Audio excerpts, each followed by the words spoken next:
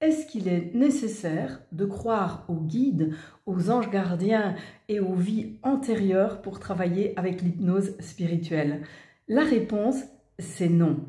Par exemple, travailler avec la notion d'ange gardien, eh bien, c'est une façon de travailler en hypnose qui s'appuie sur le fait de se sentir accompagné, guidé par une présence bienveillante. Ça se travaille entre autres avec les enfants où on va parler de petits compagnons imaginaires et on va nourrir la relation à cette présence pour pouvoir se sentir guidé, pour pouvoir se sentir accompagné.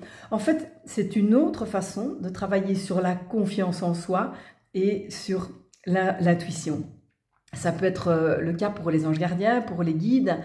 Et relativement à la notion de vie antérieure, si on n'y croit pas, lorsqu'on aborde cette façon de travailler en hypnose spirituelle et que se présentent des choses qui auraient pu se produire dans une autre vie, eh bien, on va simplement les utiliser comme matériel thérapeutique.